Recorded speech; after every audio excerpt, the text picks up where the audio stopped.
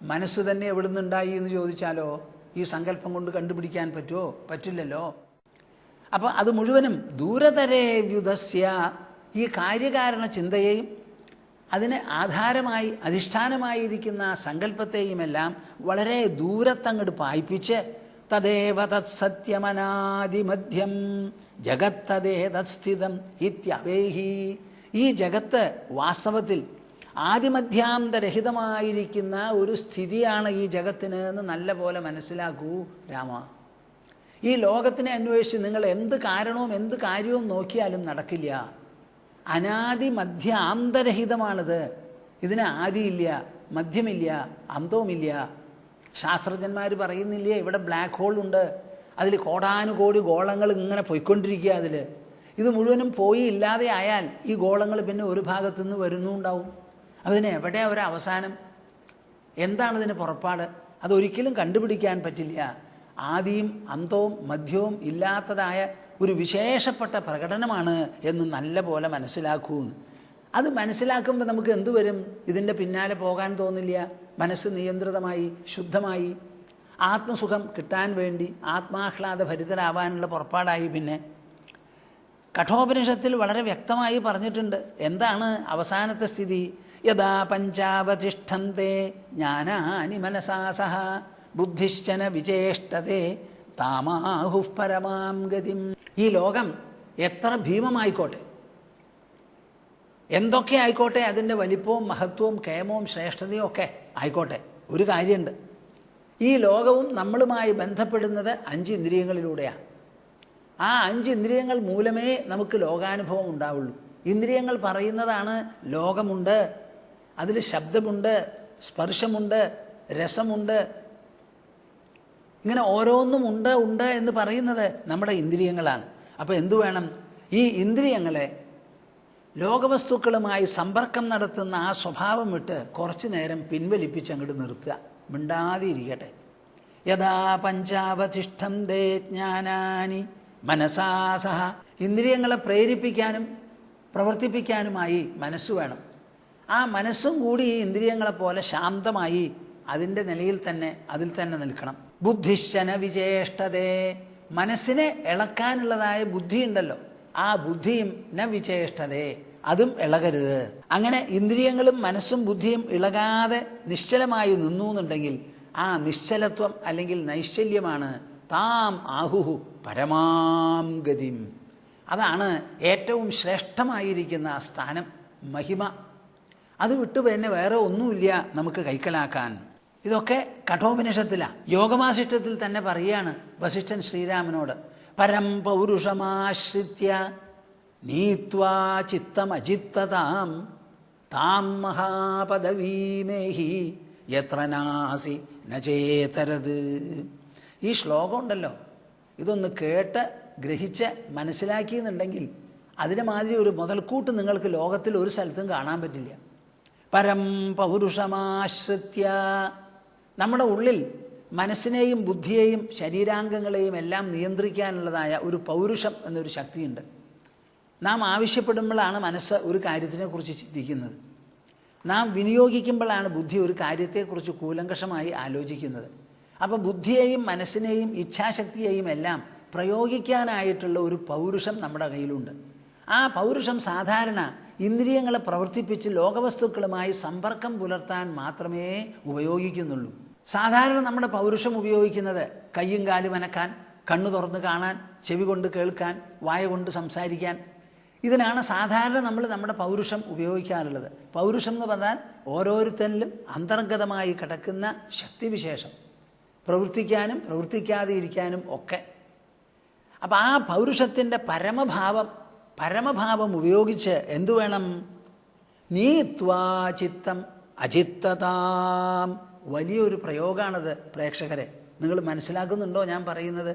നമ്മുടെ മനസ്സുണ്ടല്ലോ, ആ മനസ്സ് ഇന്ദ്രിയങ്ങൾ പ്രതിഫലിപ്പിക്കുന്നതായ ലോകവസ്തുക്കളിൽ അങ്ങനെ ഇടപെട്ട് ഇങ്ങനെ കിടക്കുക. അപ്പോൾ മനസ്സിന് ലോകവസ്തുക്കളുമായിട്ടുള്ള ഒരു ബന്ധം എപ്പോഴും അതിൻ്റെ പ്രതിഫലനമാണല്ലോ, ലോകത്തിൻ്റെ പ്രതിഫലനങ്ങളാണല്ലോ മനസ്സിൽ സദാ ഉള്ളത് ഛായാരൂപത്തിൽ. അതിലിങ്ങനെ പൂഴ്ന്ന് കിടക്കുക. അതെന്തു വേണം? ആ സമ്പ്രദായങ്ങളൊക്കെ വിട്ട് കാര്യകാരണ ചിന്തയും വിട്ട് ആദിമധ്യാന്തരഹിതമാണ് വാസ്തവത്തിൽ പ്രപഞ്ചം എന്ന് മനസ്സിലാക്കി ഈ നൂലാമാലിൽ നിന്നൊക്കെ വിട്ട് ആ ചിത്തത്തെ അജിത്തതാം അതിലേക്ക് നയിക്കുക. എങ്ങനെ മനസ്സ് പ്രവർത്തിക്കുന്നുവോ ആവലാതിപ്പെടുന്നുവോ, സാധാരണ എത്ര ബഹളം കൂട്ടി പ്രവർത്തിക്കുന്ന കുട്ടികളടക്കം, ഓടിച്ചാടി നടക്കുന്ന കുട്ടികളടക്കം രാത്രിയായാൽ കിടന്ന് ശാന്തമായിട്ട് ഉറങ്ങും. ഒരമ്മ പറഞ്ഞു അത്രേ, എൻ്റെ മകൻ എപ്പോൾ നോക്കിയാലും പൊല്ലാപ്പ, കിടന്നുറങ്ങുമ്പോൾ മാത്രം അവൻ എന്നെ ഉപദ്രവിക്കില്ല എന്ന്. അപ്പോൾ ഉറക്കം എന്ന് പറഞ്ഞാൽ സർവ്വവിധ വിഷമങ്ങളും തീരുന്ന ഒരു സ്ഥിതിയാണ്. അതെങ്ങനെയാണ് ചെയ്യുന്നത്? പകൽ മുഴുവൻ ഓടി നടന്ന് ചിന്തിക്കാതെ ഇരിക്കാൻ സാധിക്കാത്ത മനസ്സ്, അതൊക്കെ വിട്ടിട്ട് ഒരു ചിന്തയുമില്ലാതെ കിടന്നുറങ്ങണത് എങ്ങനെയാണ്? അപ്പം മനസ്സിന് അങ്ങനെ ആവാൻ പറ്റും എന്നുള്ളത് വളരെ തെളിഞ്ഞിരിക്കണം. അതിനുള്ള സാധ്യതയുണ്ട്. അപ്പം നീ എന്തു വേണം ശ്രീരാമ? നിൻ്റെ മനസ്സിനെ മനസ്സില്ലാത്ത ഒരു നിലയിലേക്ക് കൊണ്ടെത്തിക്കണം. ലീഡ് ദ മൈൻഡ് ടു മൈൻഡ്ലെസ്നെസ് എന്നാണ് അതിനർത്ഥം. മനസ്സിനെ നയിച്ചു കൊണ്ടുപോവുക. എങ്ങോട്ട്? അമനമായിട്ടിരിക്കാൻ, മനസ്സില്ലാത്തൊരു നിലയിലേക്ക് കൊണ്ടെത്തിക്കുക. അങ്ങനെ എത്തിച്ചാൽ എന്തുവരും? മനസ്സിന് അതീതമായിട്ടുള്ളത് എന്തോ അത് വെളിപ്പെടും. താം മഹാപദവീമേഹി, വളരെ വിശേഷപ്പെട്ട ഒരു പദമുണ്ട്. ഇപ്പം നമ്മൾ എവിടെയാ? ഐന്ദ്രിയ തലത്തിലാണ്, ലോകത്തിലാണ് നമ്മുടെ ഇപ്പം നിലനിൽപ്പ്. ഈ ലോകം എവിടെ നിന്നുണ്ടായോ ആ ഉത്പത്തി സ്ഥാനത്തിലേക്കുള്ള ഒരു കുതിപ്പ് നമുക്ക് സാധ്യമാണ്. ആ ഉത്തമമായിരിക്കുന്ന ഒരു പദത്തിലേക്ക് നമുക്ക് പോകാം. മഹാപദവീമേഹി, ആ മഹാപദവിയിലേക്ക് ചെല്ലൂ, അവിടെ എത്തിച്ചേരൂ. അവിടെ എന്താ സ്ഥിതി? എത്ര നാസി നചേതരത്. അവിടെ രാമ, നീ എന്നൊരു വ്യക്തിത്വം അവിടെ ഉണ്ടാവില്ല. ചൂണ്ടിക്കാണിക്കാൻ പറ്റുന്ന തരത്തിൽ ഞാൻ എന്ന് പറയാനുള്ള ഒരു സ്കോപ്പ് അവിടെ ഇല്ല, സാധ്യത. ഇനി ഒന്ന് എന്ന് പറയാനുമില്ല. I, you, he, she, it, they, ഇങ്ങനെയാണല്ലോ പ്രോനൗൺസ് മുഴുവനും. ഞാൻ, നീ, അവൻ, അവൾ, അവർ, ഇങ്ങനെയാണല്ലോ നമുക്കുള്ളത്. ഇങ്ങനെ വിഭജിച്ച് പറയാൻ പറ്റാത്തതായ ഒരു സ്ഥിതിവിശേഷത്തിൽ നിനക്ക് എത്തിച്ചേരാം. താം മഹാപദവീമേഹി എത്ര നാസി നചേതരത്. അവിടെ ഞാൻ എന്ന് പറയാൻ ഒന്നും ഉണ്ടാവില്ല. താം മഹാപദവീമേഹി എത്ര നാസി നചേതിതരത്, എത്ര നാസി നചേതിതരത്. താം മഹാപദവീമേഹി എത്ര നാസി നചേതിതരത്. അപ്പോൾ അവിടെ നീ എന്നൊന്നും ഉണ്ടാവില്ല, വ്യത്യസ്തപ്പെട്ട് ഇനിയൊന്നും ഉണ്ടാവില്ല. അങ്ങനെ വിശേഷപ്പെട്ട ഒരു ഹോമോജനിറ്റി, 1, 2, 3, 4 എന്ന് പറയാൻ പറ്റാത്തതായ ഒരു വിശേഷപ്പെട്ട സ്ഥിതിവിശേഷം, ഒരു സത്ത അവിടെ എത്തിച്ചേരാൻ പറ്റും. ഇത് തന്നെ കുറച്ചും കൂടിയും വ്യക്തമാക്കി പറയാം. ഉദ്ധവഗീതയാണല്ലോ പറയുന്നത്. ഇതിനെന്താ പേര്? മുക്തിസുധാകരം. ഈ സ്കന്ധത്തിനോ മുക്തിസ്കന്ധം എന്നാണ് പേര്. അപ്പോൾ ഇത് കാണുന്നതും കേൾക്കുന്നതുമായ പ്രേക്ഷകർ, നിങ്ങൾക്ക് എല്ലാവർക്കും കുറേശ്ശെയായിട്ട് മുക്തി കിട്ടിയിട്ടുണ്ടാവണം. കുറേ ദിവസം മുൻപ് തന്നെ ഒരാൾക്ക് എനിക്ക് എഴുതി. എന്താ എഴുതിയത്? സ്വാമിജി, ഞാനൊരു മുക്തനായി എന്ന് തോന്നുന്നു എനിക്ക്, അതിൽ വല്ല വിരോധം ഉണ്ടോ എന്ന്. ആയിക്കോട്ടെ, എന്താ അതിന് വിരോധം? ആ മുക്തിസ്ഥിതി അങ്ങോട്ട് ഉണ്ടായാൽ മതി, നിലനിന്നാൽ മതി. അപ്പം അതെങ്ങനെയാണ് ആലോചിച്ച് നോക്കിക്കോളൂ. ഇത് സിദ്ധഗീതയിൽ നിന്നാണ് ഞാൻ പറയാൻ പോണത്, യോഗവാസിഷ്ടത്തിൽ നിന്ന്. ദൃഷ്ടദൃശ്യ സമായോഗാത് പ്രത്യയാനന്ദനിശ്ചയ യസ്തം സ്വമാത്മതത്വോത്ഥം നിസ്പന്ദം സമുപാസ്മഹേ. ദൃഷ്ടദർശനദൃശ്യാനി ത്യക്ത്വാ വാസനയാ സഹ ദർശനപ്രഥമാഭാസം ആത്മാനം സമുപാസ്മഹേ. ജനകനാണത് പറയുന്നത്. കാട്ടിലേക്ക് പോയി നായാടിക്കൊണ്ടിരിക്കുമ്പോൾ എന്തോ ഒരു സംഗീതം അദ്ദേഹത്തെ ആകർഷിച്ചു അത്രേ. അത് തേടി പിടിച്ച് ബാക്കിയുള്ളവരെയൊക്കെ വിട്ട് കാട്ടിൻ്റെ ഉള്ളിലേക്ക് അങ്ങോട്ട് ചെന്നപ്പോൾ സിദ്ധന്മാരെ ആകാശത്ത് കൂടി ഇങ്ങനെ പാടിക്കൊണ്ടു പോവുക. അതുകൊണ്ട് അതിന് സിദ്ധഗീത എന്നാണ് പേര്. അതിൽ അദ്ദേഹം പറയുകയാണ്, നമുക്ക് എന്ത് അനുഭവവും എന്ത് ആനന്ദവും ഉണ്ടോ, ആ ആനന്ദം എവിടുന്നാന്ന് നിങ്ങൾ ആലോചിക്കുന്നുണ്ടോ? ദൃഷ്ടൃ ദൃശ്യ സമായോഗാത്. എവിടെ നമുക്ക് അനുഭവമുണ്ടോ, ആ അനുഭവത്തിൽ നിന്ന് ആനന്ദം വരുന്നുണ്ടോ, അത് മുഴുവനും നമ്മുടെ ശരീരത്തിൻ്റെ ഉള്ളിൽ മനോമണ്ഡലം, ചേതനാമണ്ഡലത്തിലാണ് ഈ അനുഭവം മുഴുവൻ നടക്കുന്നത്. അതെങ്ങനെയാണ് നടക്കുന്നത്? ദൃഷ്ടൃ ദൃശ്യ സമായോഗാത്. സമായോഗം എന്ന് പറഞ്ഞാൽ രണ്ടും കൂടിയിട്ടുള്ള ഒരു കൂടിച്ചേർച്ച. എന്താണ് ഈ രണ്ടെണ്ണം? ദൃഷ്ടൃ ദൃശ്യം, കാണുന്ന ഒന്ന്. ആ കാണുന്ന ഒന്ന് മറ്റൊന്നിനെ കാണുന്നു, അപ്പം കാഴ്ചയുണ്ടാവുന്നു. നമുക്ക് എന്തെങ്കിലും പ്രത്യയം എന്ന് പറഞ്ഞാൽ ഐഡിയ, അനുഭവം, എക്സ്പീരിയൻസ് എന്തൊക്കെയുണ്ടോ അത് മുഴുവനും ഉള്ളിൽ വരുന്നതാണ്. നമ്മുടെ മാംസരൂപത്തിലുള്ള ശരീരത്തിൽ നിന്ന് വരാൻ പോണില്ല.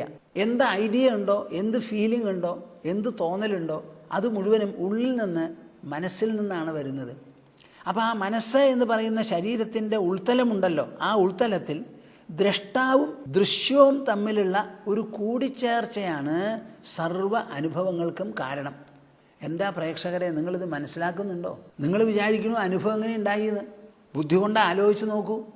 ഞാൻ കണ്ടു ഈ കാഴ്ച ശരിയല്ല എന്ന് പറയുമ്പോൾ കാഴ്ച വെറുതെ അങ്ങനെ ഉണ്ടാവുമോ? കാണാൻ ആദ്യമായിട്ട് ഒരാൾ വേണം. ആ ആൾ കണ്ണ് തുറന്ന് എന്തിനെ കാണുമോ ആ ദിശയിൽ അങ്ങനെ നോക്കണം, വെളിച്ചം ഉണ്ടാവണം. അപ്പോഴാണ് ഈ കാഴ്ച സംഭവിക്കുന്നത്.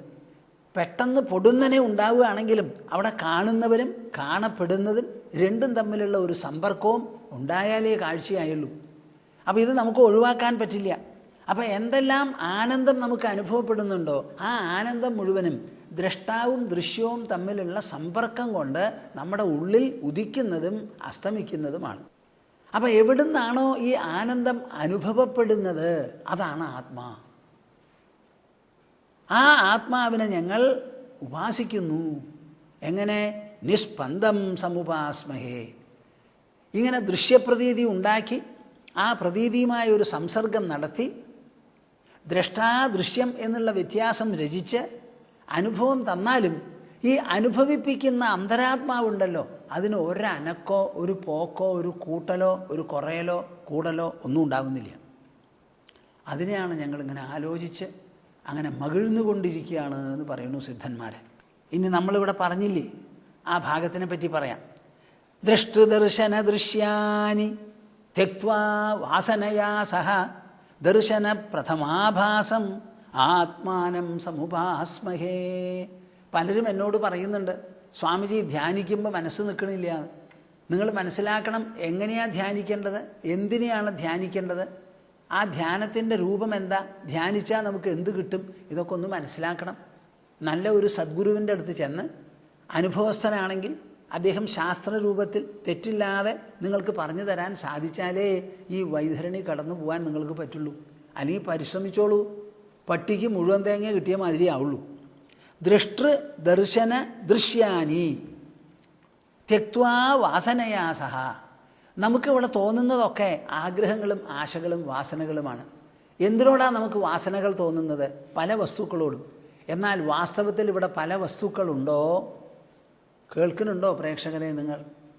ഇവിടെ വാസ്തവത്തിൽ പല വസ്തുക്കളുണ്ടോ? അതോ പല വസ്തുക്കളുടെയും പ്രതീതികൾ നമ്മുടെ മനസ്സിൽ ഉദിച്ചസ്തമിക്കുന്നതോ? ഇപ്പം ഞാൻ പ്രത്യക്ഷമായിട്ട് ഒരു ലോകം, ഒരു പർവ്വതത്തെ കാണുമ്പോഴും പർവ്വതത്തിൻ്റെ അടുത്ത് ഞാൻ ചെല്ലുന്നില്ല, ഞാൻ ഇവിടെ നിൽക്കുന്നുള്ളൂ. എത്ര ദൂരമുണ്ടെങ്കിലും ഞാൻ ആ പർവ്വതത്തെ കാണുന്നു, അനുഭവിക്കുന്നു. ഈ അനുഭവം പുറത്തോ അതോ അകത്തോ? അകത്താണ്. അകത്ത് ആരാ ഇത് രചിക്കുന്നത്? നമ്മുടെ ഉള്ളിലുള്ള മനസ്സ്, ചേതന.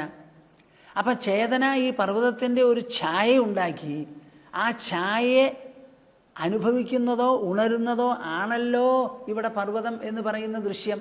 അതല്ലാതെ ഒരു ദൃശ്യം ഇവിടെയുണ്ടോ നമ്മുടെ അനുഭവത്തിൽ? അപ്പം അദ്ദേഹം പറയുകയാണ്, ഇങ്ങനെയുള്ള ദൃശ്യപ്രതീതികൾ, എന്താ ഞാൻ പറഞ്ഞത്? ദൃശ്യപ്രതീതികൾ, ദൃശ്യത്തെക്കുറിച്ചുള്ള പ്രതീതികൾ, തോന്നലുകൾ ആരാ സൃഷ്ടിക്കുക? നമ്മുടെ മനസ്സ്. ആ സൃഷ്ടിക്കപ്പെട്ട പ്രതീതികളോടാണ് നമുക്ക് ആഗ്രഹം. ആഗ്രഹം ആരോടാ? മനസ്സ് കാണുന്ന വസ്തുക്കളോട്. അപ്പം മനസ്സിൻ്റെ മനോദൃശ്യങ്ങളോടാണ് നമുക്ക് ആഗ്രഹങ്ങൾ മുഴുവനും. അപ്പോൾ എല്ലാ വസ്തുക്കളും മനസ്സിൻ്റെ പ്രതിഫലനങ്ങളും മനസ്സിൻ്റെ ദൃശ്യങ്ങളുമാണ് എന്ന് വന്നാൽ അവിടെ മനസ്സല്ലാത്തത് വല്ലതും ഉണ്ടോ? ഇല്ലല്ലോ. ആനയായാലെന്താ, കുതിരയായാലെന്താ, ഒട്ടകമായാലെന്താ? ഈ ആനയും കുതിരയും ഒട്ടകവും ഒക്കെ എൻ്റെ മനസ്സിലാണ് എനിക്ക് തോന്നുന്നത്. എൻ്റെ മനസ്സിലുള്ള ഈ ദൃശ്യപ്രതീതികളിൽ മനസ്സല്ലാതെ ഒരു സത്യം അവിടെയുണ്ടോ? ഒരൊട്ടകം എൻ്റെ ഉള്ളിൽ കടന്നുകൂടിയെന്നാണ് പറയണേ നിങ്ങൾ. ഒരൊട്ടകം എൻ്റെ ഉള്ളിൽ കടന്നുകൂടിയാൽ എൻ്റെ ശരീരം പൊട്ടിത്തെറിച്ച് ഞാൻ പ്രാണരഹിതനായിട്ട് വീഴില്ലേ? എന്തിനെ കാണുമ്പോഴും ദൃശ്യത്തിൻ്റെ പാട്ടിൽ അവിടെ നിൽക്കണു. ഞാൻ ദൃശ്യത്തിൻ്റെ അനുഭവം എനിക്കുണ്ടാവണു. എൻ്റെ അനുഭവം എൻ്റെ ഉള്ളിലാണ്, അത് തരുന്നത് മനസ്സാണ്. അപ്പം മനസ്സാ അനുഭവമായി തീരുന്നതൊഴികെ ഒരൊറ്റ ദൃശ്യവസ്തുവും എൻ്റെ ഉള്ളിൽ കിടക്കുന്നില്ല. അപ്പോൾ പിന്നെ എന്തിനാണ് ഈ ആഗ്രഹങ്ങൾ മുഴുവൻ? അപ്പം നിങ്ങൾക്ക് എന്തിനോടാണ് ആഗ്രഹം? മനസ്സ് രചിക്കുന്ന പ്രതീതികളോടാണ് ആഗ്രഹം. അപ്പം മനസ്സിൻ്റെ പ്രതീതികളിൽ മനസ്സല്ലാതെ വല്ല സത്യമുണ്ടോ? ഇല്ല. അപ്പം ഈ ആഗ്രഹങ്ങൾ ആവശ്യമോ അനാവശ്യമോ?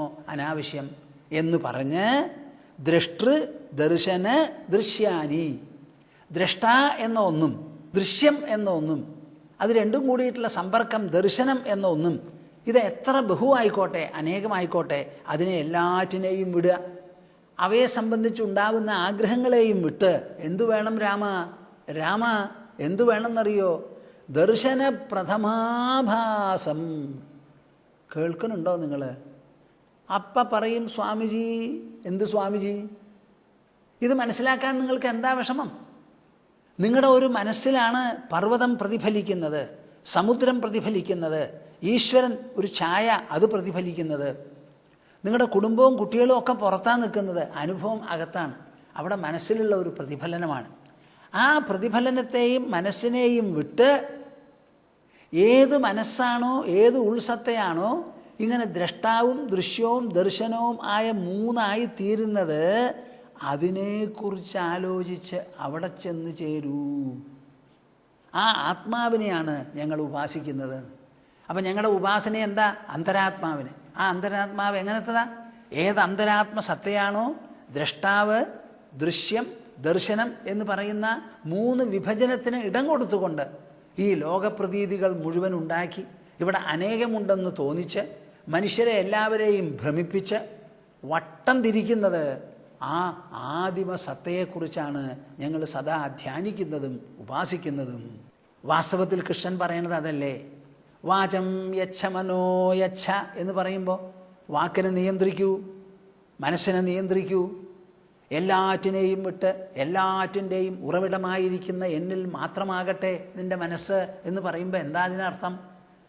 ഈ ഉറവിടം നമ്മുടെ ഉള്ളിലാണ്, നമ്മുടെ മനസ്സിലാണ്. വസിഷ്ഠർ പറയുകയാണ്, സ്ഥിതിപ്രകരണത്തിലാണ് ഈ ശ്ലോകങ്ങൾ. ശുദ്ധിർഹി ചിത്തസ്യ വിവാസനത്വം അഭൂത സംവേദനമേകരൂപം. ശുദ്ധിർഹി ചിത്തസ്യ വിവാസനത്വം. നിങ്ങൾ എത്ര ഓടി നടന്നാലും മനസ്സിന് ശുദ്ധി വരാൻ പോണില്ല. എത്ര ക്ഷേത്രങ്ങൾക്ക് വേണമെങ്കിൽ ചെന്നോളൂ, എത്ര തീർത്ഥ കേന്ദ്രങ്ങൾക്ക് വേണമെങ്കിൽ ചെന്നോളൂ, എന്തെല്ലാം അഭ്യാസങ്ങൾ വേണമെങ്കിൽ നടത്തിക്കോളൂ. മനസ്സ് ശുദ്ധമാവണം എന്നുണ്ടെങ്കിൽ മനസ്സിൽ ആഗ്രഹമില്ലാതെയാവണം.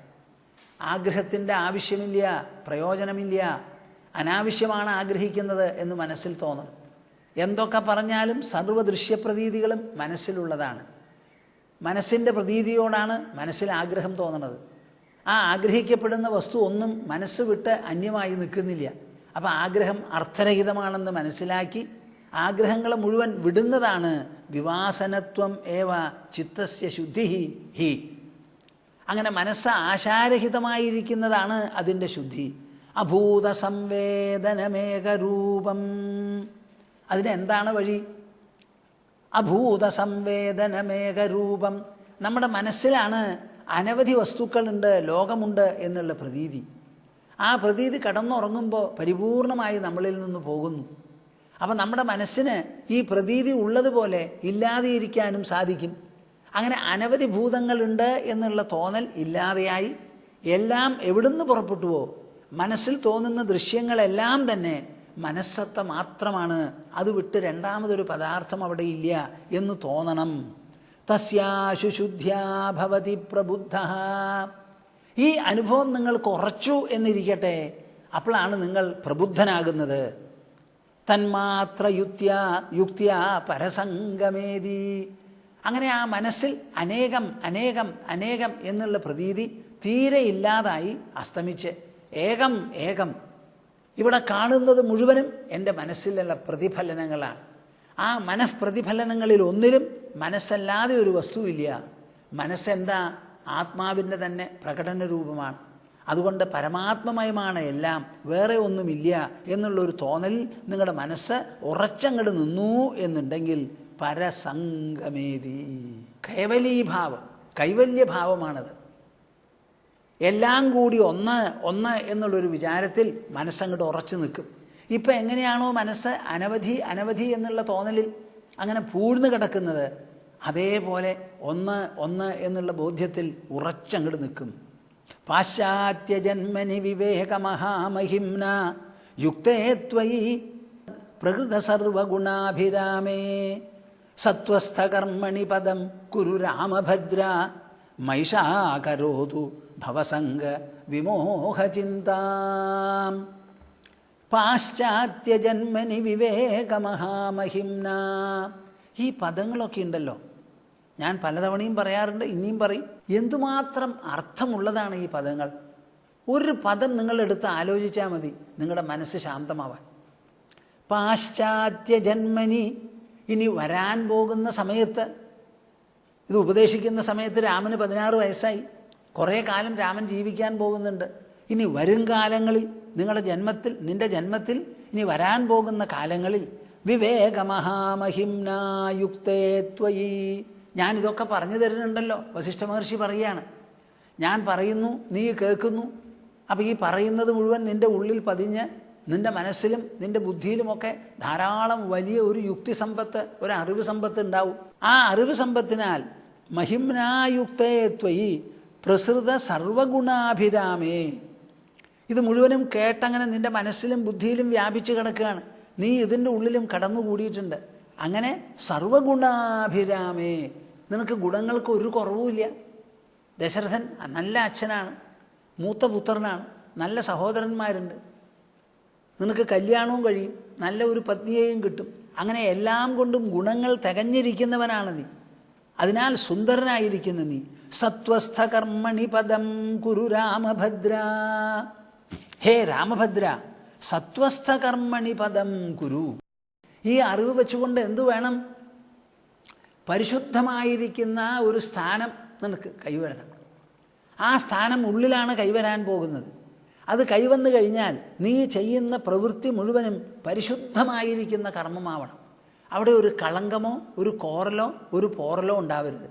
ഒരു തരത്തിലുള്ള ആഗ്രഹവും ഒരിക്കലും നിൻ്റെ മനസ്സിനെ തീണ്ടരുത്. ഇവിടെ ആഗ്രഹിക്കാനൊന്നുമില്ല, ഒക്കെ മനഃപ്രതിഫലനങ്ങളാണ്. മനസ്സിൻ്റെ പ്രതിഫലനങ്ങളെല്ലാം തന്നെ മനസ്സ് മാത്രമാണ്. സമുദ്രം ഏതെങ്കിലും ഒരു തിരയെയോ ഒരലയെയോ ആഗ്രഹിക്കുമോ? അതിൽ പുറപ്പെടുന്ന കുമിളകളിൽ ഏതെങ്കിലും ഒന്നിനോട് സമുദ്രത്തിന് ആശ തോന്നുമോ? തോന്നില്ല. ഒരു കണ്ണാടിയിൽ പ്രതിബിംബങ്ങൾ ധാരാളം ഉണ്ടാകാം. ഏതെങ്കിലും ഒരു പ്രതിബിംബത്തിനോട് കണ്ണാടിക്കോ നമുക്കോ ആഗ്രഹം തോന്നുമോ? തോന്നില്ലല്ലോ. അത് പ്രതിബിംബമാണെന്ന് മനസ്സിലാക്കുമ്പോൾ ആഗ്രഹം തോന്നില്ല. യുക്തേ ത്വയി പ്രസൃത സർവഗുണാഭിരാമേ സത്വസ്ഥകർമ്മണി പദം കുരു രാമഭദ്ര. ഈ അറിവ് നിന്നെ ശുദ്ധമാക്കുന്നു. അങ്ങനെ പരിശുദ്ധമായ ഒരു വ്യക്തിത്വത്തിൻ്റെ ഉടമയായി നീ ചെയ്യുന്ന പ്രവൃത്തികൾ മുഴുവനും ശുദ്ധമായിരിക്കണം. ഒരു ശുദ്ധൻ ചെയ്യുന്ന പ്രവൃത്തി മുഴുവനും ശുദ്ധമാവും. മനുഷ്യൻ ചെയ്യുന്ന പ്രവൃത്തി മാനുഷമാണ്, മൃഗം ചെയ്യുന്ന പ്രവൃത്തി മൃഗീയമാണ്. അപ്പോൾ പവിത്ര ഹൃദയത്തോടു കൂടിയവൻ ചെയ്യുന്ന പ്രവൃത്തി മുഴുവനും പവിത്രമായിരിക്കും. അങ്ങനെ പവിത്രമായിരിക്കുന്ന ഒരു പ്രവൃത്തി ചെയ്യുക. സത്വസ്ഥകർമ്മണി പദം കുരു രാമഭദ്ര. ഓരോ പ്രവൃത്തിയെയും പവിത്രമാക്കാൻ നോക്കരുത്, സ്വയം പവിത്രത ആർജിക്കുക. അപ്പം നമ്മളിൽ നിന്ന് നിർഗളിക്കുന്നതോ നാം തൊടുത്തുവിടുന്നതോ പ്രകടമാക്കുന്നതോ ആയ പ്രവൃത്തികൾ മുഴുവനും എപ്പോഴും പവിത്രമായി തന്നെ ഇരിക്കും. മൈഷാകരോതു ഭവസംഗ വിമോഹചിന്താം. ഒരു സമയത്തും രാമ നിൻ്റെ മനസ്സിൽ ഈ സംസാരത്തോട് ഒരു മോഹം തോന്നി ആ മോഹത്തിന് വിധേയമായിട്ടുള്ള ഒരാശയോ വെറുപ്പോ ഭയമോ ഭ്രമമോ നിൻ്റെ മനസ്സിലുണ്ടാവരുത്. ഉണ്ടാവരുത്. എങ്ങനെ? ഈ സത്യം, ഈ അറിവ്, ഈ ഉണർവ് മനസ്സിൽ നിർത്തിക്കൊണ്ടിരിക്കും. പാശ്ചാത്യജന്മനി വിവേകമഹാമഹിംന യുക്തേ ത്വയി പ്രസൃത സർവഗുണാഭിരാമേ സത്വസ്ഥകർമ്മണി പദം കുരു രാമഭദ്ര മൈഷാകരോതു ഭവസംഗ വിമോഹചിന്താം. ഞാനിത് എന്തിനാ പറഞ്ഞത്? വിഭൂതി മുഴുവൻ പറഞ്ഞ് അവസാനിപ്പിച്ചതിന് ശേഷം കൃഷ്ണൻ പറയുകയാണ്, എല്ലാറ്റിനെയും നിയന്ത്രിച്ച് അന്തർമുഖമായി മനസ്സിനെയും ബുദ്ധിയെയും വാക്കിനെയും എല്ലാം തന്നെ അന്തർമുഖമാക്കി തീർത്ത് ഉള്ളിൽ ഒതുങ്ങിയിരിക്കുക. നിറഞ്ഞ വെള്ളത്തിൽ ഒരു കല്ലിട്ടാൽ അത് താഴത്ത് ചെന്ന് അടിത്തട്ടിൽ തട്ടി മിണ്ടാതെ ഇരിക്കുന്നത് പോലെ നമുക്കും ഇരിക്കാറാവണം. ഈ വിഭൂതിയൊക്കെ കേട്ടിട്ട് ഭ്രമിക്കണ്ട, പേടിക്കണ്ട, ആശിക്കണ്ട, വെറുപ്പും തോന്നണ്ട. ഇതൊക്കെ മനസ്സിൻ്റെ കോലാട്ടങ്ങളും സൃഷ്ടിവിശേഷങ്ങളുമാണ്. ആ മനസ്സാണ് ഇതിൻ്റെ മുഴുവനും ഉറവിടം എന്ന് മനസ്സിലാക്കി മനസ്സിനെ അന്തർമുഖമാക്കി അവിടെ അങ്ങോട്ട് ചെല്ലുക. ചെന്നു കഴിഞ്ഞാൽ എല്ലാം ശാന്തമായി, ഉപശമിച്ചു, ആനന്ദ നിർഭരത അങ്ങോട്ട് നിർഗളിക്കാൻ തുടങ്ങുകയായി, ഒരു നിർജ്ജരി പോലെ. ഇതാണ് പറയുന്നത്. മുക്തിസ്കന്ധത്തിൽ 16 അധ്യായങ്ങൾ കഴിഞ്ഞു. 17ാമത്തെ അധ്യായത്തിലേക്ക് നാം പ്രവേശിക്കുകയാണ്. ഉദ്ധവനും കൃഷ്ണനും തമ്മിലുള്ള ഒരു സംവാദമാണല്ലോ ഇത്. അവർ രണ്ടുപേരും തമ്മിൽ ദ്വാരകയിലിരുന്ന് സംവദിക്കുന്നു എന്നുണ്ടെങ്കിലും സംവദിക്കുന്നതായ വിഷയം സാർവത്രികമാണ്. മനുഷ്യൻ്റെ മനസ്സിൻ്റെ വിഷമങ്ങളും അത് തീർക്കാൻ ബുദ്ധിക്ക് നൽകുന്ന തത്വമൂല്യോപദേശവുമാണ് ഇവിടെ വിഷയം. എത്ര കാലം മനുഷ്യൻ ജീവിക്കുന്നുവോ, ആ മനുഷ്യനിൽ മനസ്സും ബുദ്ധിയുമുണ്ടോ, അത്രയും കാലം ഈ ഉപദേശം വളരെ വളരെ പ്രസക്തമാണ്. അതുകൊണ്ട് പ്രയോജനവും ഉണ്ടാവും. അപ്പോൾ ഈ സംവാദം വെറും ഒരു ചില്ലറ ഏതെങ്കിലും ഒരു പോയിൻ്റ് പറഞ്ഞ് അങ്ങോട്ട് വിടാതെ ആ സംവാദം സ്വാഭാവികമായി തന്നെ സമഗ്രമായി തീരും. ഒരാൾ പൃച്ഛകൻ ചോദിക്കുന്നു, ആരാ? ഉദ്ധവൻ. മറുപടി പറയുന്നു പ്രവക്താവ് കൃഷ്ണൻ. അത് ആ പ്രവക്താവിൻ്റെ മഹിമയും പൃച്ഛകൻ്റെ സൂക്ഷ്മതയും അനുസരിച്ചാണ് സംവാദം രൂപപ്പെടുക, അങ്ങനെ കൊഴുക്കുക. അപ്പോൾ ഉദ്ധവൻ ചോദിക്കുകയാണ് അടുത്ത അധ്യായത്തിൽ 1-ാം തരം ഒരു ചോദ്യം. എന്താ അത്? യസ്ത്വയാഭീതഃ പൂർവം ധർമ്മസ്ത്വദ്ഭക്തിലക്ഷണഃ വർണ്ണാശ്രമാചാരവതാം സർവേഷാം ദ്വിപദാമപി. ഇത് വലിയൊരു ചോദ്യമാണിത്. സാധാരണ ശ്രീമദ് ഭാഗവതത്തിൽ 2 സ്ഥലത്താണ് വർണ്ണാശ്രമധർമ്മങ്ങളെക്കുറിച്ച് പറയുന്നത്. ഒന്ന് 7-ാം സ്കന്ധത്തിൽ നാരദ മഹർഷി യുധിഷ്ഠിരനോട് പറയുന്നതാണ്. നാം അത് തന്നെ എഴുതി ഒരു പുസ്തകമാക്കി തീർത്തിട്ടുണ്ട്, ധർമ്മമൂല്യങ്ങൾ ശ്രീമദ് ഭാഗവതത്തിൽ എന്നുള്ള പേരിൽ. അപ്പം ഞാൻ ആ പുസ്തകം എഴുതണ്ട എന്നാണ് എൻ്റെ മനസ്സിലുണ്ടായിരുന്നത്. എന്താ കാരണം? കൃഷ്ണനും ഇതേ വിഷയത്തെപ്പറ്റി പറയാൻ പോകുന്നുണ്ട് ഏകാദശത്തിൽ. അതുകൊണ്ട് ഞാനിപ്പോൾ അത് എഴുതണോ എന്നിങ്ങനെ സംശയിച്ചു. അപ്പം നമ്മുടെ ആശ്രമത്തിലെ മാ ഗുരുപ്രിയ നമ്മുടെ ശിഷ്യത്തി പറഞ്ഞു, സ്വാമിജി അങ്ങനെ വിടരുത്, ആ 11-ാം സ്കന്ധത്തിലേക്ക് വേണ്ടി കാത്തിരിക്കേണ്ട, സ്വാമിജി ഇപ്പം തന്നെ എഴുതണം എന്ന് പറഞ്ഞപ്പോഴാണ് അതിൻ്റെ ഇടയിൽ ഞാൻ എഴുതി ഉണ്ടാക്കിയത്. നിങ്ങളൊക്കെ വായിച്ചു നോക്കേണ്ടതാ. പലരും ഹിന്ദുക്കളാണെന്ന് പറയും. എന്താണ് ഈ ഹിന്ദുക്കൾ? എന്താണ് ഈ ഹിന്ദുധർമ്മം? അവർക്ക് എന്തെങ്കിലും ഒരു ധർമ്മം ഉണ്ടെങ്കിൽ എന്താ? ഇത് ചോദിച്ചാൽ ഒരാളും മറുപടി പറയാനില്ല, അറിയില്ല. ഞാനൊരു ഹിന്ദു കുടുംബത്തിൽ ജനിച്ചു, അതുകൊണ്ട് ഹിന്ദുവാണ്, ഇത്രയേ എല്ലാവർക്കും പറയാനുള്ളൂ. നിങ്ങൾ എന്താ ചെയ്യുക? അടുത്തുള്ള ക്ഷേത്രത്തിൽ വരും. എന്താ ക്ഷേത്രാരാധന? അതൊന്നും ഞങ്ങൾക്കറിയില്ല. എങ്ങനെയാണ് ക്ഷേത്രം ഉണ്ടായത്? അതും അറിയില്ല. ക്ഷേത്രത്തിൽ പോയി ആരാധിച്ചാൽ നിങ്ങൾ ഉദ്ദേശിക്കുന്ന കാര്യങ്ങൾ നടക്കുമോ? അതാണ് ഞങ്ങളുടെ വിശ്വാസം. ഇങ്ങനെ പറയുന്നവരല്ലാതെ വാസ്തവത്തിൽ ഈ ഹൈന്ദവ ധർമ്മം അതൊരു ധർമ്മമാണ്, ഒരു മതമല്ല. മതം എന്ന് പറയുന്നത് ഭഗവാനെ ചാരി നിൽക്കുന്നതാണ്. അത് ലോകത്തിൽ ഉണ്ടാവുന്നതിന് എത്രയോ കാലം മുൻപ് ഗംഗാനദീ തടത്തിൽ രൂപപ്പെട്ടതാണ് നമ്മുടെ സനാതനധർമ്മം, ചിന്തകളെല്ലാം തന്നെ. ആ ധർമ്മം എന്താണെന്ന് ചോദിച്ചാൽ പറയാൻ ആർക്കും പറ്റില്ല. അപ്പോൾ ഉദ്ധവൻ അതിനൊരു വഴിയുണ്ടാക്കുക. യസ്ത്വയാഭിഹിതഃ പൂർവം ധർമ്മഃ ത്വദ്ഭക്തിലക്ഷണഃ. അങ്ങയുടെ പേരിലുള്ള ഭക്തി ലക്ഷണമായിട്ടുള്ള ഒരു ധർമ്മം മുമ്പ് അദ്ദേഹം സൂചിപ്പിക്കുകയുണ്ടായി, കൃഷ്ണ അങ്ങ് സൂചിപ്പിക്കുകയുണ്ടായി. അതെങ്ങനെയാ? വർണ്ണാശ്രമാചാരവതാം സർവേഷാം ദ്വിപദാമപി. വർണ്ണ ആശ്രമ ആചാരവതാം, വർണ്ണങ്ങളും ആശ്രമങ്ങളും. ഇതാണല്ലോ ഹിന്ദുക്കൾ എന്ന് പറഞ്ഞാൽ വർണ്ണം ആശ്രമം എന്ന് 2 എണ്ണം ഇല്ലാതെ. അതിനെ വർണ്ണത്തിനെ പറ്റി എല്ലാം പറയും, ആശ്രമത്തിനെ പറ്റി ആരും പറയില്ല. ഈ വർണ്ണത്തിനെ പറ്റി എന്തുമാത്രം വഴക്കും തെറ്റിദ്ധാരണയാണ് നമ്മുടെ ഇടയിൽ. അപ്പോൾ വർണ്ണവും ഉണ്ടെങ്കിൽ അതുപോലെ ആശ്രമമുണ്ട്. ആശ്രമത്തിനെ പറ്റി നിങ്ങളാരും മിണ്ടില്ല. എന്താ കാരണം? അതിലാണ് വാനപ്രസ്ഥനും സന്യാസവും വരണത്. വാനപ്രസ്ഥം സന്യാസം എന്ന് പറയുന്നത് നിങ്ങളാരും ഇഷ്ടപ്പെടാത്തതാണ്. പക്ഷെ അതില്ലാണ്ട് മനുഷ്യജന്മം സഫലമാവില്ല എന്ന് പറയുന്നുണ്ട്. പക്ഷെ അതിലാർക്കും താല്പര്യമില്ല. അപ്പോൾ ഇഷ്ടമുള്ളത് എടുക്കുക. ഞാൻ പറയുകയാണെങ്കിൽ നെല്ലൊക്കെ ഗംഭീരമായിട്ട് വിളയിച്ചുണ്ടാക്കി, എന്നിട്ടോ അത് കുത്തി ഉമിയെടുത്തിട്ട് അരിമണി കളയുന്ന പോലെയാണ് നിങ്ങളൊക്കെ ചെയ്യുന്നത്. വേണ്ടത് മറിച്ചാണ്. അപ്പോൾ അദ്ദേഹം ഇവിടെ ചോദിക്കുകയാണ്, ത്വദ്ഭക്തിലക്ഷണഃ ധർമ്മഃ. ഈ ധർമ്മത്തിൻ്റെ എല്ലാം ഉദ്ദേശം ഈശ്വരനോട് ഭക്തി നമുക്ക് ജനിക്കണം, രചിക്കണം. അത് വളർന്ന് ആ ഭക്തി നമ്മുടെ ഹൃദയത്തിൽ ഒരു നിറവും ഒരു മികവും ഉണ്ടാക്കണം. ഒരു കുറവും നമുക്ക് വരരുത്. വർണ്ണാശ്രമാചാരവതാം സർവേഷാം ദ്വിപദാമപി. 2 കാലുള്ളവരാരാ? മനുഷ്യർ.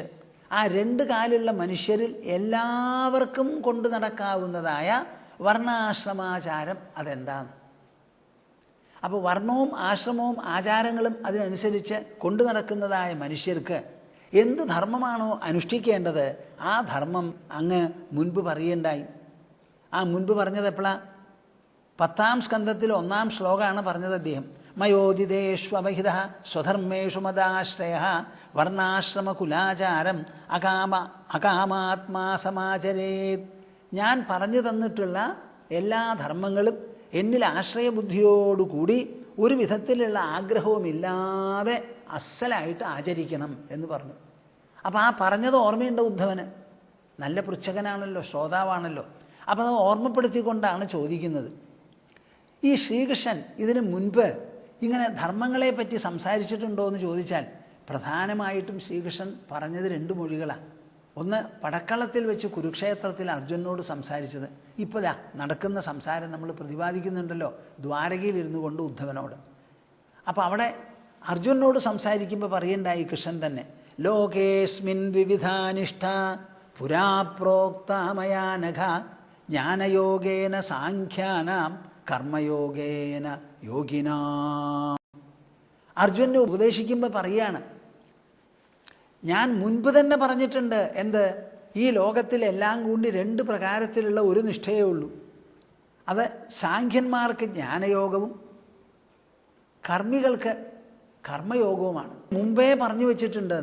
മാത്രമല്ല കൃഷ്ണൻ ഒന്നും കൂടി പറയുന്നു, ഇമം വിവസ്വതേ യോഗം പ്രോക്തവാനഹമവ്യയം വിവസ്വാൻ മനവേ പ്രാഹ മനുരിക്ഷ്വാഗവേ ബ്രവീത് ഏവം പരംപരാപ്രാപ്തം ഇമം രാജർഷയോ വിദുഃ സകാലേ നേഹമഹത യോഗോ നഷ്ടഃ പരന്തപ. ഇതും കൃഷ്ണൻ പറഞ്ഞു തന്നെയാണ് ഭഗവത്ഗീതയിൽ. എന്താ? ഞാൻ അർജുനന് പറഞ്ഞു തരുന്നതായ ഈ യോഗതത്വമൂല്യ സിദ്ധാന്തങ്ങൾ ഉണ്ടല്ലോ, ഇത് വിവസ്വതേ യോഗം പ്രോക്തവാനഹമവ്യയം. ഈ യോഗം അവ്യയം, ഒരു വ്യയവുമില്ലാതെ. പഞ്ചഭൂതങ്ങൾക്ക് മാറ്റം വരാം, പക്ഷേ ഈ യോഗത്തിന് മാറ്റമില്ല.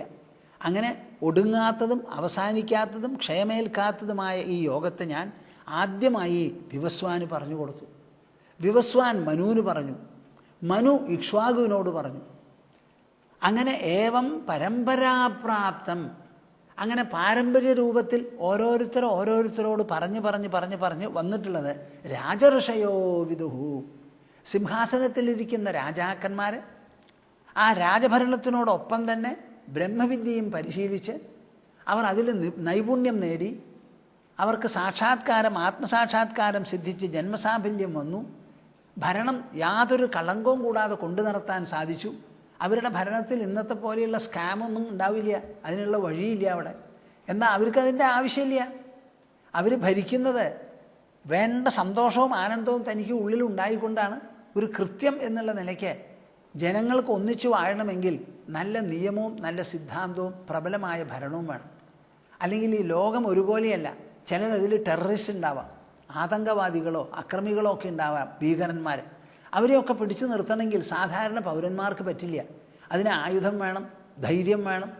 ചിലപ്പോൾ അന്യോന്യം സംഘട്ടനമുണ്ടാവും, അതിൽ മരിച്ചു എന്ന് വരാം. അപ്പം സ്വയം മരിക്കാനും ബാക്കിയുള്ളവരെ കൊല്ലാനും തയ്യാറായിട്ടുള്ളതായ ഭരണകർത്താക്കൾ ഉണ്ടെങ്കിലേ പറ്റുള്ളൂ. അങ്ങനെ ചെയ്യുമ്പോൾ അതൊരു വിഷമം പിടിച്ച കാര്യമാണ്. മനസ്സിന് വലിയ പ്രശ്നമാണല്ലോ അത്. ഒരാളെ ശിക്ഷിക്കുക എന്ന് പറയുമ്പോൾ, കൊല്ലേണ്ടി വരിക എന്ന് പറയുമ്പോൾ. അപ്പോൾ അതിനെ മുഴുവൻ തരണം ചെയ്യാനായിട്ടാണ് ന്യായം ഹന്തിന ഹന്യതേ, ഇവിടെ കൊല്ലലുമില്ല മരണവുമില്ല എന്നുള്ള പരമാത്മാവാണ് സത്യം എന്ന് മനസ്സിലാക്കി രാജാക്കന്മാർക്ക് അങ്ങനെയായിരുന്നു സമാധാനം. അതുകൊണ്ടാണ് അവർ രാജഭരണം നടത്തുന്നതോടൊപ്പം ഋഷിപട്ടവും കയ്യിലാക്കി ഒരുമിച്ച് രാജഋഷികളുമായിട്ടിരുന്നത്. അതെന്തായി? സകാലേനേഹമഹത യോഗോ നഷ്ടഃ പരന്തപ. കാലത്തിൻ്റെ പോക്കിൽ പലരും അത് അവഗണിച്ചു. ആ രാജർഷിമാരുടെ നമ്പറൊക്കെ കുറഞ്ഞു, ഇതങ്ങോട്ട് നഷ്ടപ്പെട്ടു പോയി. അതുകൊണ്ടാണ് നിനക്കിതില്ലാതെ വന്നത്. വാസ്തവത്തിൽ നിൻ്റെ കുലത്തിലും നിൻ്റെ പൂർവികരിലും ഇത് വളരെ നല്ല പോലെയുണ്ട്. അവരുടെ കയ്യിൽ നിന്ന് മനസ്സിലാക്കേണ്ടതായിരുന്നു, അത് നഷ്ടപ്പെട്ടു പോയി. അതുതന്നെയാണ് ഞാനിപ്പോൾ പുനരുജ്ജീവിപ്പിക്കുക എന്നുള്ള നിലയ്ക്ക് ഇപ്പോൾ പറഞ്ഞു തരണത് എന്ന്. എന്തിനാണ് ഞാനിത് പറഞ്ഞത്? പൂർവം എന്നൊരു വാക്കുപയോഗിച്ചിരിക്കുകയാണ് ഇവിടെ ഉദ്ധവൻ. യസ്ത്വയാഭിഹിത പൂർവം. മുൻപ് ഈ ധർമ്മത്തിനെ പറ്റി അങ്ങ് പറഞ്ഞിട്ടുണ്ട്. ആ ധർമ്മം ഒന്ന് വിസ്തരിച്ച് എനിക്ക് കേൾക്കണം എന്നാണ് പറയുന്നത്. യഥാനുഷ്ഠീയമാനേന ത്വയി ഭക്തിർനൃണാം ഭവേത് സ്വധർമ്മേണ അരവിന്ദാക്ഷ തത് സമാഖ്യാതുമർഹസി. ഭാഗവതം എന്തൊക്കെ പറഞ്ഞാലും ഒരു ഭക്തിശാസ്ത്രമാണ്. അപ്പോൾ എന്ത് പറയുമ്പോഴും ഭാഗവതത്തിൽ ഭക്തിക്കൊരു മുൻതൂക്കമില്ലാതെ ഇരിക്കില്ല. അതിവിടെ ഉദ്ധവൻ പറയുകയാണ്, യഥാ അനുഷ്ഠീയമാനേന, ഈ വർണ്ണാശ്രമധർമ്മങ്ങളെ വേണ്ടതുപോലെ അനുഷ്ഠിക്കുന്ന പക്ഷം ത്വയി ഭക്തിർനൃണാം ഭവേത്, അങ്ങേപ്പോലെയുള്ള ആ ശ്രീകൃഷ്ണ പരമാത്മാവിൻ്റെ പേരിൽ, അന്തരാത്മാവിൻ്റെ പേരിൽ ആ കൈതവമായിട്ടുള്ള ഭക്തി ജനിക്കണം നമുക്ക്. ആ ഭക്തി ഉണ്ടാവത്തക്ക വിധത്തിൽ ഈ വർണ്ണാശ്രമധർമ്മങ്ങളെ എങ്ങനെ കൊണ്ടു നടക്കണം. എന്താണ് വർണ്ണം? അവർക്കുള്ള ആശ്രമം എത്ര എണ്ണമുണ്ട്? ഓരോ വർണ്ണത്തിനും ചെയ്യേണ്ടതായ പ്രവൃത്തികൾ എന്ത്? അവർ എങ്ങനെയാണ് പരസ്പര പൂരകങ്ങളാവുന്നത്? ആശ്രമങ്ങളാണെങ്കിൽ എവിടെ തുടങ്ങുന്നു? എവിടുന്നാണ് അതിൻ്റെ പുരോഗതി? എന്തൊക്കെ ഘട്ടങ്ങളിലൂടെ പോകണം? അവസാനം ചെന്നെത്തേണ്ടത് എന്ത്? ഇതൊക്കെ ഒന്ന് എനിക്ക് വിശദമായി പറയണമെന്ന്. ത്വയി ഭക്തിർനൃണാം ഭവേത് സ്വധർമ്മേണ അരവിന്ദാക്ഷ തത് സമാഖ്യാതുമർഹസി. ധർമ്മം എന്ന് പറഞ്ഞാൽ പോരാ. ആ ധർമ്മം എങ്ങനെ അനുഷ്ഠിച്ചാലാണ് അങ്ങയിൽ ഭക്തി ഉണ്ടാവുക, ഈശ്വരനിൽ ഭക്തി ഉണ്ടാവുക? അതെനിക്ക് വേണ്ടതുപോലെ പറഞ്ഞു തരൂ ഹേ അരവിന്ദാക്ഷ. ഉദ്ധവൻ പറഞ്ഞ് അവസാനിപ്പിക്കുന്നില്ല. പുരാകില മഹാബാഹോ ധർമ്മം പരമകം പ്രഭോ യത്തേന ഹംസരൂപേണ ബ്രഹ്മണേ അഭ്യാർത്ഥമാധവ. ഇതിനു മുൻപ് ഹംസഗീത എന്നൊരു ഭാഗം നാം ഇവിടെ പ്രതിപാദിക്കുകയുണ്ടായി. ആ ഹംസഗീതയിൽ എന്താ ചെയ്തത്? 13-ാം അധ്യായത്തിലാണത്. ഇപ്പം നമ്മൾ ചർച്ച ചെയ്യുന്നത് 17-ാം അധ്യായ. അപ്പോൾ 4 അധ്യായം മുൻപ് പുരാകില മഹാബാഹോ ധർമ്മം പരമകം പ്രഭോ. സനകാദികൾ ബ്രഹ്മാവോട് എന്തോ ഒരു ചോദ്യം ചോദിച്ചു. ബ്രഹ്മാവിന് മറുപടി പറയാൻ പറ്റിയില്ല. അദ്ദേഹം കണ്ണടച്ച് ആലോചിച്ചു. അപ്പം ഞാനവിടെ ഒരു അരയന്നത്തിൻ്റെ രൂപത്തിൽ അടുത്ത് ചെന്നപ്പോൾ അവരെല്ലാവരും കൂടി ആരാണ് നീ എന്ന് ചോദിച്ചു.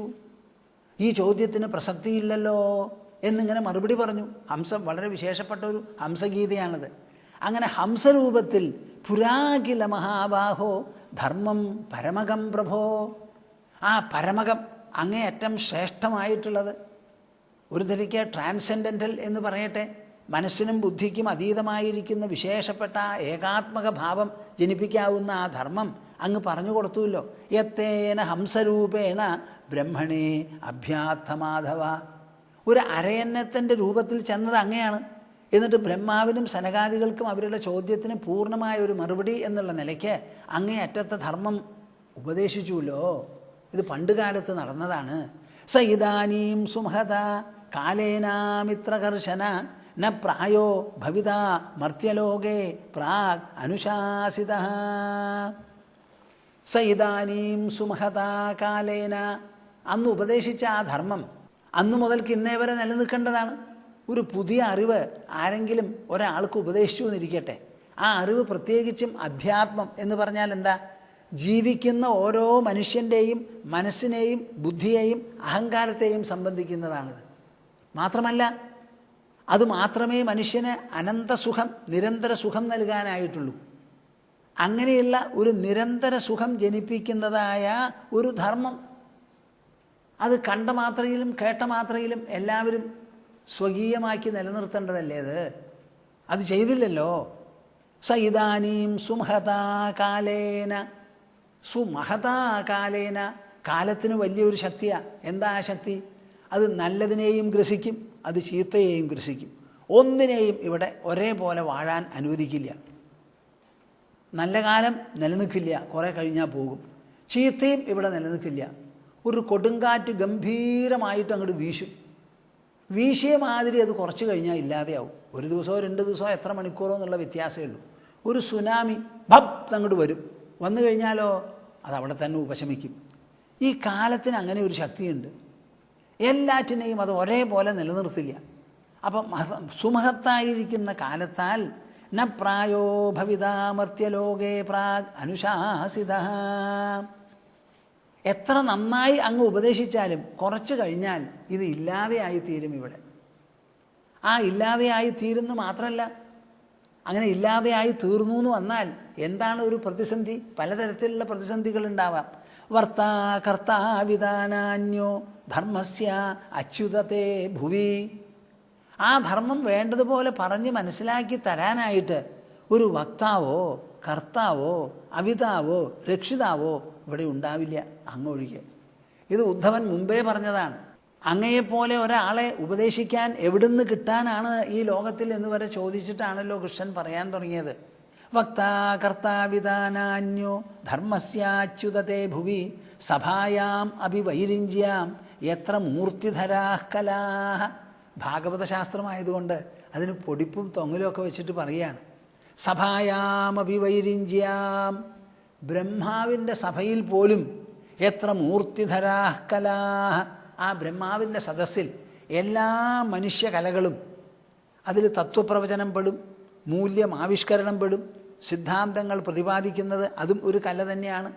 അങ്ങനെ എല്ലാ കലകളും നിറഞ്ഞിരിക്കുന്ന മൂർത്തിമത് ഭാവത്തോടു കൂടിയുള്ള ബ്രഹ്മാവിൻ്റെ സദസ്സിൽ പോലും അങ്ങയെപ്പോലെ ഒരു പ്രവക്താവെയോ ഒരു കർത്താവെയോ രക്ഷിതാവെയോ കാണാൻ സാധിക്കില്ല. അപ്പം ഞാൻ ചോദിക്കുന്നതിന് ശരിക്കും മറുപടി പറഞ്ഞേ തീരൂ എന്നുള്ളതിന് ഉപോദ്ബലകമായി ഉദ്ധവൻ പറയുന്നതാണ്. കർത്താവിത്രാ പ്രവക്ത്രാച ഭവതാ മധുസൂദന ത്യക്തേ മഹീതലേ ദേവ വിനഷ്ടം കപ്രവക്ഷ്യതി. കൃഷ്ണനിപ്പോൾ എന്തിനാ പുറപ്പെട്ടിരിക്കുന്നത്? ലോകം വിടാനാ. ബ്രഹ്മാവ് വന്ന് പറഞ്ഞു, അങ്ങ് സമ്മതിക്കുകയും ചെയ്തു. എൻ്റെ കുലത്തിനെ നശിപ്പിച്ചിട്ട് ഞാൻ വേഗം വന്നു കളയാമെന്നാണ് അങ്ങ് മറുപടി പറഞ്ഞത്. അപ്പോൾ ഇനി ഇവിടുന്ന് ലോകം വിട്ടു പോകാൻ അധികം താമസമൊന്നുമില്ല. അപ്പോൾ എത്ര ദിവസം ഉണ്ടാവും ഇവിടെ? അധികം ദിവസം ഇല്ലല്ലോ. അത് കഴിഞ്ഞാൽ ഈ ദ്വാരക തന്നെ സമുദ്രത്തിൻ്റെ അടിയിൽ പോകാനാണ് പോകുന്നത്. അപ്പോൾ ഇവിടെ ആരാ ഇത് പറഞ്ഞു കൊടുക്കാൻ വേറെ വല്ലവരും ഉണ്ടാവുക? കർത്താ അവിത്രാ പ്രവക്ത്രാച ഭവതാ ത്യക്തേ മഹീതലേ. കർത്താവും അവിതാവും പ്രവക്താവുമായിരിക്കുന്ന അങ്ങയാൽ ഈ മഹീതലം, ഈ ഭൂമി ത്യക്തമായി ഉപേക്ഷിക്കപ്പെട്ടു എന്നുണ്ടെങ്കിൽ വിനഷ്ടം കപ്രഭക്ഷ്യതി. ഇപ്പം അങ്ങയുടെ കയ്യിലുണ്ട് ഈ ധർമ്മം. വായ കൊണ്ട് പറയേ വേണ്ടൂ, ബാക്കിയുള്ളവർക്ക് ചെവി കൊണ്ട് കേൾക്കേ വേണ്ടൂ. ഈ ചെവി ഉണ്ടാവില്ലല്ലോ ഈ വായും അങ്ങ് പോയി കഴിഞ്ഞാൽ. അപ്പം എന്താ ഇവിടെ സംഭവിക്കുക? അങ്ങ് ഭൂമി വിട്ടു കഴിഞ്ഞാൽ പിന്നെ ഈ ധർമ്മം പ്രതിപാദിക്കാനായി ഇവിടെ ആരുണ്ട് എന്നാണ് ചോദ്യം. അതില്ല. അതുകൊണ്ട് എന്തു വേണം? തത്വം ന സർവധർമ്മജ്ഞ ധർമ്മസ്ത്വദ്ഭക്തിലക്ഷണഃ യഥാ യസ്യ വിധീയേത തഥാ വർണ്ണയമേ പ്രഭോ. അങ്ങ് പോവായി, ഇനി താമസമൊന്നുമില്ല. അതിന് മുൻപായിട്ട് തന്നെ തത്വം നഹ സർവധർമ്മജ്ഞ, എല്ലാ ധർമ്മങ്ങളെയും വേണ്ടതുപോലെ അറിയുന്ന അങ്ങ്, പ്രതിപാദിക്കാൻ കരുത്തുള്ള ആൾ, അറിവുള്ള ആൾ, ശക്തിയുള്ള ആൾ, മനസ്ഥിതിയുള്ള ആൾ, അതിൻ്റെ ഭാവാത്മകതയിലും അതിൻ്റെ ജ്ഞാനാത്മകതയിലും എല്ലാം കൂടി പറയാൻ നല്ല പ്രാപ്തിയുള്ള ആളാണങ്ങ്. ആ ഭക്തിലക്ഷണത്തോടു കൂടിയ ധർമ്മത്തെ യഥാ യസ്യ വിധീയേത തഥാ വർണ്ണയ മേ പ്രഭോ. ആർക്കാർക്ക് ഏതേത് രൂപത്തിൽ എങ്ങനെയൊക്കെ അനുഷ്ഠിച്ചാൽ ഫലമാകുമോ, ഫലവത്താകുമോ അതേ രൂപത്തിൽ പറഞ്ഞ് മനസ്സിലാക്കി തരുമെന്ന്. ജനത വിവിധമാണ്, മനുഷ്യരാശി ഭിന്നരുചിക്കാരാണ്. ആ ഭിന്നരുചിക്കാരായിരിക്കുന്ന മനുഷ്യരിൽ എല്ലാവർക്കും ഒരുപോലെ പരിശീലിക്കാവുന്നതും പരിശീലിച്ചാൽ ഗുണമുണ്ടാവുന്നതുമായ തരത്തിൽ ആ ധർമ്മത്തെ ഒന്ന് പറഞ്ഞ് മനസ്സിലാക്കി തരൂ. തത്വം ന സർവധർമ്മജ്ഞ ധർമ്മസ്ത്വത് ഭക്തിലക്ഷണഃ യഥാ യസ്യ വിധീയേത. ആ വാക്കിന് വലിയ അർത്ഥമാണ്. ഒരു ധർമ്മം വിവരിച്ച് പറയുമ്പോൾ ഒരേ ഭാര്യ പറഞ്ഞാൽ പോരാ. പലതരത്തിലുള്ള മനുഷ്യരാണ്. ആ മനുഷ്യരിൽ പഠിപ്പുള്ളവർ, ഇല്ലാത്തവർ, തൊഴിലിൽ വൈവിധ്യമുള്ളവർ, അവരുടെ മനസ്സിനും ബുദ്ധിക്കും പ്രാപ്തിക്കും ഒക്കെ വ്യത്യാസങ്ങളുണ്ടാവും. അങ്ങനെ എല്ലാവർക്കും ഒരുപോലെ അനുഷ്ഠിക്കാൻ പറ്റുന്ന തരത്തിലുള്ള ധർമ്മമാക്കി പറഞ്ഞു തരണം. അവിടെയാണ് പ്രവക്താവിൻ്റെ മിടുക്കോ സാമർഥ്യമോ അനുഭാവമോ ഒക്കെ. ശ്രീ ശുകവാച, ശുകമഹർഷി പറയാണ്, ഇത്തം സ്വഭൃത്യമുഖ്യേന പൃഷ്ടഃ സ ഭഗവാൻ ഹരിഃ പ്രീതഃ ക്ഷേമായ മർത്യാനാം ധർമാൻ ആഹ സനാതനാൻ. ഒരു നല്ല മുഖവുരയാണ്. നിങ്ങളിതൊക്കെ കേൾക്കുന്നുണ്ടോ? നിങ്ങൾ വർത്തമാനം പറയുമ്പോൾ ഇങ്ങനെ വല്ലതും ഉണ്ടോ? കറാന്ന് പഠിക്കുക സംസാരിക്കുന്നതല്ലാതെ. കുടുംബത്ത് സംസാരിക്കുമ്പോഴും സംസാരിക്കുന്ന ഒരു ചിട്ടയും ഒരു സമ്പ്രദായമൊക്കെ വേണം. മക്കളോട് സംസാരിക്കുമ്പോഴും അതിനും വേണം ഒരു സൗന്ദര്യം, അതിനും വേണം അങ്ങനെ സട്ടിൽ സൂക്ഷ്മമായിരിക്കുന്ന ഒരു സ്വാധീനം. അതവിടെ പഠിക്കണം. ആ കളരി പയറ്റാനാണല്ലോ ഒരു നിലയ്ക്ക് വീട് എന്ന് പറയുന്നത്. ഇത്തം സ്വഭൃത്യമുഖ്യേന പൃഷ്ട സ ഭഗവാൻ ഹരി. തൻ്റെ ഭൃത്യന്മാരിൽ സേവകന്മാരിൽ വെച്ച് ഏറ്റവും മുഖ്യനായിരിക്കുന്ന ഉദ്ധവൻ ഇങ്ങനെ ചോദിച്ചപ്പോൾ സ ഭഗവാൻ ഹരി, ഭഗങ്ങൾ മുഴുവൻ ഉള്ളടക്കിയിട്ടുള്ളതായ ഭഗവാൻ, പരമകല്യാണനിധിയായിരിക്കുന്ന ശ്രീഹരി പ്രീത, വളരെ സന്തോഷം തോന്നി. മർത്യാനാം ക്ഷയമായ, ചോദിച്ച ചോദ്യം ഉദ്ധവൻ, കേട്ടത് കൃഷ്ണൻ, പറയാൻ പോകുന്നതോ മനുഷ്യരാശിക്ക് മുഴുവനും ക്ഷേമമംഗളം ഐശ്വര്യമുണ്ടാക്കുന്നത്. ആ മനുഷ്യരാശിയുടെ മുഴുവൻ ക്ഷേമത്തിനു വേണ്ടി സനാതനാൻ ധർമാൻ ആഹാ, ധർമാൻ ആഹ സനാതനാൻ, ഈ രണ്ട് വാക്ക് നിങ്ങൾ നല്ലപോലെ ഓർമ്മ വയ്ക്കണം. സനാതനാൻ ധർമാൻ ആഹ, സനാതനങ്ങളായിരിക്കുന്ന ധർമ്മങ്ങൾ പറഞ്ഞു. എന്താ നമ്മുടെ ഈ ധർമ്മത്തിന് ഒരേ വിവരണേ ഉള്ളൂ, സനാതനധർമ്മം എന്നാണ്. എന്താ ഈ സനാതനധർമ്മം എന്നുള്ള വാക്കിന് അർത്ഥം? ഏത് ധർമ്മത്തിലാണോ സനാതനമായിരിക്കുന്ന വസ്തു അല്ലെങ്കിൽ തത്വം പ്രതിപാദിക്കുന്നത്, അതാണ് സനാതനധർമ്മം.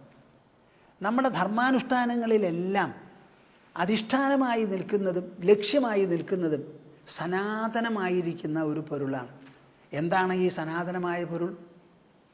ഇന്ദ്രിയങ്ങൾ കൊണ്ട് നാം എന്തെല്ലാം ഗ്രഹിക്കുന്നുവോ അതൊന്നും സനാതനമല്ല, ഒക്കെ നശ്വരമാണ്. ഈ ഗ്രഹിക്കുന്ന ഇന്ദ്രിയങ്ങളോ അതും നശ്വരമാണ്. അപ്പം നശ്വരമായ ഒരു ഉപകരണം കൊണ്ട് അനശ്വരമായ ഒരു വസ്തുവെ ഗ്രഹിക്കാൻ സാധിക്കില്ല. അപ്പോൾ പിന്നെ ഈ സനാതനം എന്നുള്ള വാക്കിന് എന്താ അർത്ഥം? ഉള്ളിലേക്ക് നുഴഞ്ഞു കയറുമ്പോഴോ എന്താ സംഭവിക്കുന്നത്? നമുക്ക് ഉറക്കം എന്നൊരവസ്ഥയുണ്ട്. ആ അവസ്ഥ എന്താ അവസ്ഥ? അതിൽ നമുക്ക് ശരീരമില്ല, മനസ്സില്ല, ബുദ്ധിയില്ല, അഹങ്കാരമില്ല. ഈ ഇന്ദ്രിയങ്ങൾ കാണുന്ന ലോകവും അവിടെ ഇല്ല. ഇതൊക്കെ ഇല്ലാതെ ആവുമ്പോഴും നമ്മൾ കിടന്നുറങ്ങി എണീറ്റിട്ട് ഞാൻ ഉറങ്ങി ഒരല്ലലുമില്ലാതെ എന്ന് പറഞ്ഞ് എണീക്കുന്നുണ്ടല്ലോ. അപ്പോൾ ഏത് ദശയിലാണോ ശരീരം, മനസ്സ്, ബുദ്ധി, അഹങ്കാരം ഇവയെല്ലാം ഉപയോഗിച്ച് കാണുന്നതായ ലോകം ഇതൊന്നുമില്ലാതെ ആവുന്നത്, അപ്പോഴും അതെല്ലാം അതിജീവിച്ചുകൊണ്ട് ഒരസ്തിത്വം അവിടെ ഉള്ളത് കൊണ്ടല്ലേ ഉറങ്ങി എണീറ്റ് ഞാൻ ഉറങ്ങി സുഖമായി എന്ന് പറയുന്നത്. അപ്പം സനാതനമായ ഒരു പൊരുളുണ്ട്. അതെവിടെയാ? പുറത്തല്ല, അതകത്താണ്.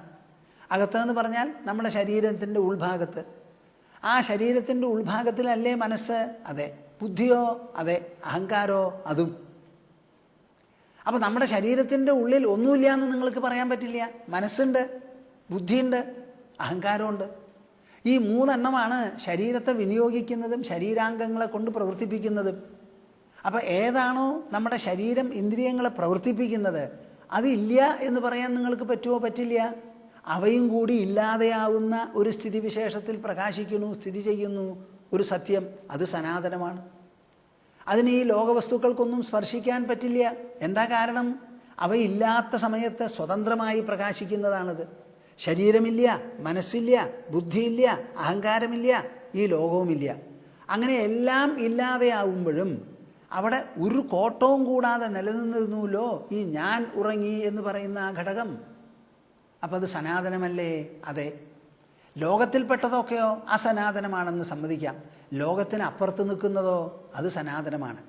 അങ്ങനെയുള്ള സനാതനമായ അന്തരാത്മാവിനെ പ്രതിപാദിക്കുന്നതും ആ ആത്മാവിൽ അധിഷ്ഠിതമായിരിക്കുന്ന ധർമ്മവുമാണ് സനാതനധർമ്മം. ഒന്ന്, അതിന് ഒരു കാലത്തും നാശമില്ല. എന്താ കാരണം?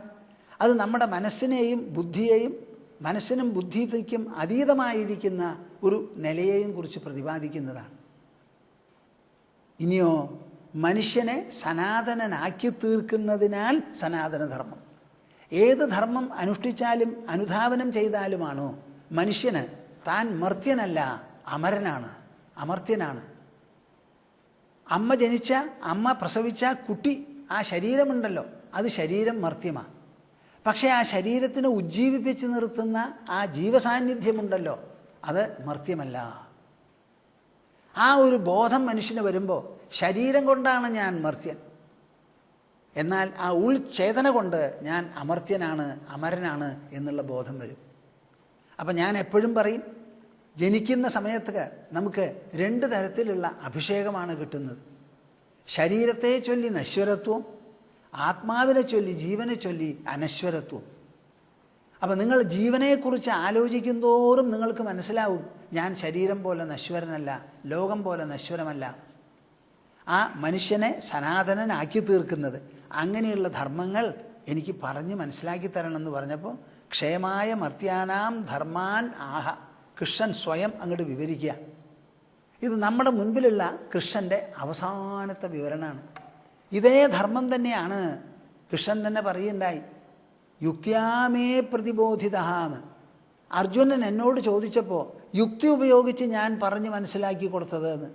അതുപോലെ ഇവിടെ ഉദ്ധവനോട് പറഞ്ഞ് മനസ്സിലാക്കി കൊടുക്കുക. സെറ്റിംഗ് ഒന്ന് വേറെ. അവിടെ അധികം ഭക്തിയല്ല, അവിടെ കർമ്മപ്രധാനമാണ്. ഇവിടെയോ ഭാവപ്രധാനമായ ഭക്തിയിൽ ഊന്നി നിന്നുകൊണ്ടാണ് സംവാദം.